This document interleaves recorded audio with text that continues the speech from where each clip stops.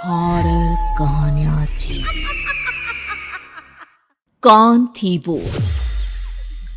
मैं 8 महीने की प्रेग्नेंट थी और अपनी डिलीवरी के लिए अपने मायके गई थी। माँ ने मुझे फोन पर बताया, घर के पीछे की तरफ जो खाली जमीन थी ना, वहां पर एक नया कमरा बनवा लिया है। इतने सालों के बाद जैसे ही अपने घर में कदम रखा, कुछ अलग सा लगा। माँ, ये घर के पीछे की तरफ नया कमरा बनवाने की क्या जरूरत थी? अरे बेटा, घर के पीछे दूर दूर तक खाली जमीन है।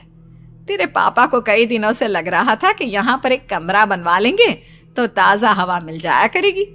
अब तो ये सब छोड़ और चल जल्दी से दूध पी ले।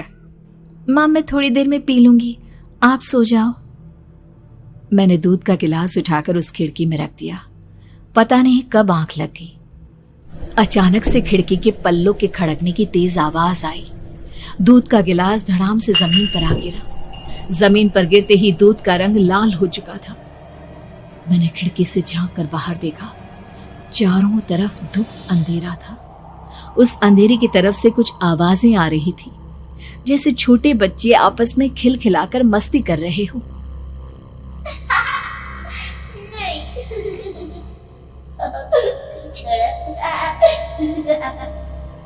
इतनी रात को इतने घनघोर अंधेरे में बच्चों की आवाज कैसे आ रही है? घड़ी में वक्त देखा तो ठीक 12 बजे थे। देखकर मैं सन्न रह गई।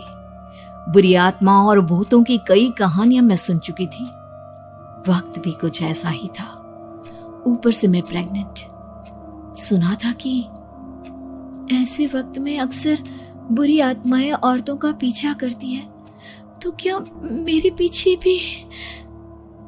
पसीने से तरबतर बड़ी मुश्किल से, जैसे कांपते हाथों से मैंने उस खिड़की को बंद किया। जल्दी से जल्दी उस कमरे से बाहर निकलकर माँ के पास जाने के बारे में सोचा, लेकिन जैसे ही दरवाजे की तरफ पलटी, लगा कोई साया हवा की स्पीड से दरवाजे के सामने से गुजर गया। मेरे गले में अटक कर रह गई। मैं जोर से चीख कर माँ को बुलाना चाहती थी, लेकिन वो आवाज खुद मेरे कानों तक नहीं पहुंच पा रही थी। तो माँ तक कैसे पहुंचती?